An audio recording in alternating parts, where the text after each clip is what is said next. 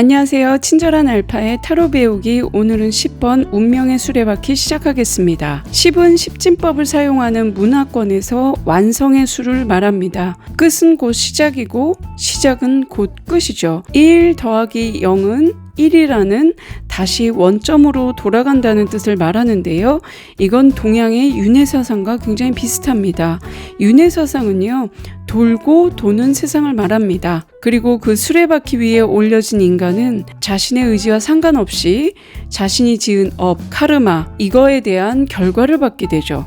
그 결과가 긍정인지 부정인지는 알 수 없지만 아무도 어떤 누구도 피해갈 수 없습니다. 반드시 치러야 되는 벌이거나 또는 보상입니다. 이 운명의 수레바퀴는 인간의 법칙으로 돌아가지 않습니다. 그리고 그 법칙을 인간이 알 수도 없고요. 인간은 자연의 섭리를 따라야만 합니다. 결국 이 운명의 수레바퀴는 인간이 가늠하기 어려운 어떤 삶의 조화, 균형이라고 얘기할 수 있는데요. 이 운명과 자연의 섭리가 항상 나쁜 것도 항상 좋은 것도 아닙니다. 세옹지마라는 말이 있죠. 그리고 길흉화복도 있고요. 상승기가 있으면 하강기가 있고요. 그것이 반복해서 나오는 것뿐입니다. 신의 운명과 인간의 자유의지에서 만들어지는 모습이죠. 운명의 수레바퀴에서는 인간이 선택할 수 있는 게 아무것도 없습니다.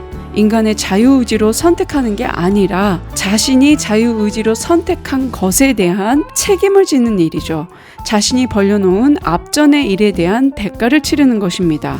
그리고 그 타이밍이 다가왔음을 알리는 카드인 거죠. 그래서 이게 이전에 만들어진 행위에 대한 책임과 보상을 뜻하는데요. 뿌린 대로 거둔다는 말이 있죠. 바로 그 카드입니다. 카드를 자세히 보면은요, 내 꼭지점에는 보라색 구름의 천사, 독수리, 황소, 사자가 보이는데요. 이 보라색 구름은 신비하고 신성의 영역입니다. 인간의 이성과 의지로 선택할 수 있는 영역이 아니라는 거죠. 이 내 원소가 보라색 구름에서 책을 보고 있잖아요. 책은 이 진실과 지혜의 기록입니다. 약간 이게 왜 우리가 얘기할 때 뭐 살생부? 아니면 내가 한 일을 다 적어 놓은 책? 이렇게 우리 전통 신화로 보면은 염라대왕께서 이렇게 책을 보고선 너 옛날에 뭘 했다 안 했다 막 이런 얘기도 있잖아요. 약간 그런 의미도 있고요. 그리고 이 책은 신이 기록해 놓은 아주 진실된 지혜 기록이다라고 얘기를 할 수도 있습니다. 결국에는 우리가 볼 수는 없는 책인 거죠. 이 구름이라는 것 자체가 손으로 잡을 수 없잖아요. 그러니까 그 속에서 우리가 알 수 없는 책을 보면서 무엇인가를 판단을 하고 있다.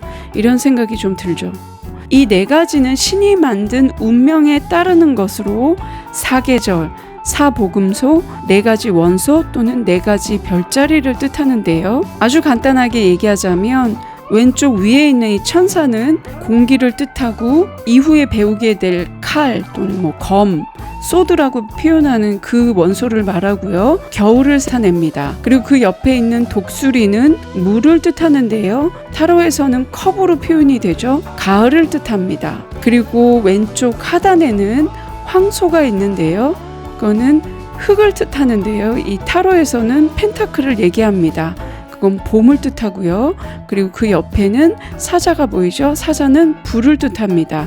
이 불의 원소는 타로에서는 완즈를 얘기하는데 여름을 뜻합니다. 이 네 가지는 모두 구약 성서에 나오는데요. 천사, 독수리, 사자, 황소가 하늘을 떠받치고 있다는 표현이 나옵니다. 이 네 가지 원소들은 다 구름에 쌓여 있잖아요. 근데 이 구름은 인간이 손으로 잡을 수 없습니다. 닿을 수 없는 영역이라는 거죠. 정말 자연 또는 신의 원리로만 돌아가는 영역입니다. 운명의 수레바퀴 안쪽에는 상형 문자 이렇게 좀 기호처럼 보이는데요. 그게 히브리어라고 합니다. 이 히브리어로 이건 토라 또는 타로 또는 로타, 야훼로 해석이 되는데요. 이거는 인간이 거부할 수 없는 신의 섭리를 따라야 한다는 것을 뜻하는데요. 이게 그냥 따라야 한다가 아니라 따를 수밖에 없는 상황을 뜻하죠. 그리고 이 운명의 수레바퀴 위에는 스핑크스가 앉아 있습니다. 스핑크스는 굉장히 이중적인 존재인데요. 남자, 여자 이렇게 양성을 띠면서 인간을 돕기도 하고 인간에게 속임수를 쓰기도 하죠. 이 스핑크스의 이야기 다 아시죠? 왜 피라미드 앞에서 누군가 들어가려고 그러면 뭐 아침에는 4발, 점심에는 2발, 저녁에는 3발로 서 있는 건 누구게 이러면서 막 물어보잖아요. 그래서 그걸 맞추면 들어갈 수 있고 맞추지 못하면은 바로 죽여버리고 이러잖아요. 스핑크스가 낸 문제는 생로병사에 대한 이야기잖아요. 해가 뜰 때와 해가 질 때의 변화에 대한 그 질문을 하고 있습니다. 이 스핑크스는 이렇게 인간의 생사와 같은 변화를 예고하고 있는데요. 이 스핑크스가 칼을 들고 웃고 있네요. 그래서 이 스핑크스를 호루스로 해석을 하기도 하는데요. 호루스는 이집트 신화에 나오는데요. 이시스와 오르시스의 아들이다. 이시스는 이집트 신화의 여신이고 오르시스는 어쩌고 저쩌고 이렇게 얘기가 나오는데 그것까지 다 아실 필요는 없고요. 호루스로 해석하시는 분들은 이게 복수의 신이다. 하늘의 신, 수호자의 신 이렇게 어떤 하늘의 모든 걸 관장하는 신으로 해석을 합니다. 그러니까 결국에는 이 영역이 인간이 어떻게 할 수 있는 영역이 아니라는 걸 이 모든 상징이 알려주고 있죠. 그리고 이 바퀴 아래에는 이집트 죽음의 신인 아누비스가 바퀴를 떠받치고 있습니다. 이 아누비스는요, 이집트의 저승사자 정도로 생각하시면 됩니다. 죽은 영혼을 신에게 인도하는데요. 이 아누비스는 신의 말에 따라서 이 사람을 영원한 소멸의 길로 보내기도 하고요. 아니면 부활의 길로 보내기도 합니다. 정말 내가 과거에 뭔가 잘 이루어 놓은 좋은 일이 있다 그러면은 부활의 길로 가는 거고, 내가 나쁜 일만 했다 그러면 소멸의 길, 어떤 벌을 받거나 안 좋은 일이 일어난다는 뜻이겠죠. 그리고 이 둘 사이 왼쪽에는 뱀이 보이죠. 뱀은 아담과 이브에서 나오는 그 유혹의 상징이기도 하고요. 그리고 또 인간의 분별력 또는 지혜를 상징하기도 합니다. 왜냐하면 뱀의 그 유혹에 따라서 선악과를 먹고 나서 인간이 무엇이 좋다, 무엇이 나쁘다, 수치스럽다, 좋은 거다 이런 식으로 분별하고 판단하기 시작했거든요. 그리고 또 이 뱀은 의술과 병원을 상징하기도 합니다. 근데 이 뱀머리가 아래로 향하고 있죠. 그래서 이 수레바퀴는 인간계의 시계 방향과는 좀 반대 방향으로 돌아가는 느낌이 납니다. 뱀을 그리스 신화에 나오는 티폰이다라고 해석하시는 분들도 있는데, 뱀은 어떻게 보면 굉장히 게으른 동물인 거예요. 인간의 입장에서 봤을 땐 혓바닥으로 이렇게 사람들을 유혹하는 그런 상징으로 많이 묘사되잖아요. 결국에 운명의 수레바퀴는 정말 나의 모든 것을 이 운명에 맡긴다라는 뜻인데요. 나의 의지와는 전혀 상관없이 일어나는 세상의 변수, 그 세상의 변수가 나한테 다가온다라는 어떤 타이밍을 알려주는 카드입니다. 운명의 수레바퀴 직관의 키워드 시작하겠습니다.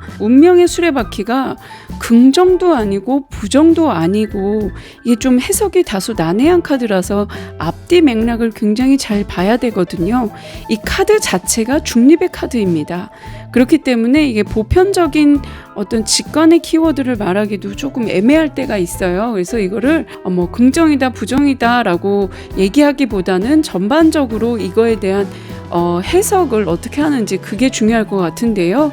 이 카드는 한마디로 어떤 전환점, 터닝 포인트를 알려주는 카드입니다. 그리고 그 흐름을 따를 수밖에 없기 때문에 순리대로 따라가라라는 뜻인데요. 어떤 변화가 오고 있고 또 인과응보라고 그러죠. 내가 한 일에 대한 응당한 대가를 받는 그런 카드인데요. 보상 또는 업보 또는 자신이 벌린 일에 대한 피할 수 없는 결과, 그리고 그러한 새로운 국면이 나타나고 결과론적으로 뭔가 어떤 타이밍이 다가오는데 오르막길이 될 수 있고 내리막길이 될 수 있고요. 행운일 수도 있고 불행일 수도 있습니다. 그렇지만 그 흐름을 막을 수 없기 때문에 흐르는 대로 가야 되는 거고요. 인연이 가는 대로 가는 것입니다. 그렇기 때문에 내가 지금까지 뭘 했는지 좀 확인해 볼 필요가 있습니다. 과거와 현재를 돌아보고 그 흐름을 타라는 뜻이죠. 한마디로 악덕을 쌓았다면 벌을 받고요. 그리고 내가 어떤 공덕을 쌓았다면 어떤 좋은 보상을 받겠죠. 이게 빛과 그림자가 공존하는 카드이기 때문에 빛을 많이 봤다면, 지금까지 계속 빛이 내리쬐다면 어떤 빛이 계속 내리쬐을 테고, 아니면 어두운 그림자가 계속 짙어진다 그러면 더 짙어지겠죠. 이게 돌고 도는 수레바퀴잖아요. 그러니까 자신이 선택했던 일에 대한 책임을 지는 카드입니다. 한 치의 오차도 없이 돌아오는 카드인데요. 제가 굉장히 좋아하는 말 중에 시차는 있지만 오차는 없다라는 말을 저는 굉장히 좋아하거든요. 결국에 저는 인생은 부메랑이라는 생각이 들거든요. 그래서 내가 뿌린 만큼 거둔다. 내가 던진 부메랑 언젠가 나한테 다시 돌아온다. 그래서 좀 착하게 살자. 이게 저의 인생관이긴 한데 약간 그런 카드를 얘기를 하는 거죠. 그래서 이 연애면에서 봤을 때는요. 계속 이게 진행이 된다라고 보시면 됩니다. 그리고 그 인연이 악연인지 선연인지는 몰라요. 근데 이게 반드시 만나야 했던 인연이기 때문에 만난 인연입니다. 그러니까 악연도 필연일 때가 있거든요. 만나야 했기 때문에 만났고, 그리고 이 천생연분으로 만났지만 그게 어떤 결과를 만들어낼지는 아무도 모른다는 것이죠. 인연은 하늘이 내려주지만 그 인연의 지속은 뭐 인간이 하는 거다, 뭐 이런 말이 있잖아요. 그러니까 인간의 노력에 따라서 그 인연의 모습이 결정이 되는데, 내가 그 인연을 위해서, 그 연애를 위해서 열심히 정성스럽게 성실하게 진실을 다했다면 좋은 결과가 올 것이고요. 아니다, 나는 되게 그냥 내 멋대로 했다, 이기적으로 했다, 그러면 뭐 안 좋은 결과가 오겠죠. 이게 금전면에서 봤을 때는 자금은 회전이 된다는 뜻입니다. 그렇다고 뭐 돈이 많이 쌓인다, 돈이 모인다 이런 건 아니고요. 나갈 돈은 나가고요. 들어올 돈은 들어옵니다. 이게 꼭 필요해서 나가는 돈이니까 들어오는 거고요. 내가 벌어야 되는 돈이니까 들어오는 돈이라고 생각하시면 됩니다. 이 사업 면에서는요. 이건 약간 가업을 이어갈 때 많이 나오는 카드인데요. 내가 어떤 선택의 여지 없이 해야 되는 일들 있잖아요. 그러니까 뭐 갑자기 내가 가업을 물려받아야 된다, 가게를 이어가야 된다, 아니면 어떤 운명의 상황에서 내가 피할 수 없는 일을 이어갈 때, 그런 사업을 할 때는 괜찮습니다. 하지만 내가 막 억지로 나의 의지로 뭔가를 밀어 헤쳐 보겠다라는 사업은 별로 좋지는 않죠. 그러니까 나의 막 노력과 계산과 이런 막 나의 판단만으로는 되는 사업은 세상에 없어요, 사실. 근데 그럼에도 불구하고 내가 노력하면 된다라는 그런 의지의 모습으로 사업을 할 때가 있거든요. 그리고 그럴 때 사업이 되는 경우도 많고요. 근데 그런 식으로 의지 만땅으로는 되는 사업은 아니라는 거죠. 이직과 이사는 괜찮고요. 이 건강수에서는 과거에 내가 어떤 일을 했는지에 따라서 건강이 좋을 수도 있고 나쁠 수도 있다, 이거입니다. 이 카드가 정말 애매모호하죠. 그러니까 앞뒤 맥락을 굉장히 잘 봐야 되는 카드예요. 승진과 합격은 되는데요. 이 어떤 변화가 온다는 뜻이죠. 현재와는 다른 미래가 펼쳐진다는 뜻입니다.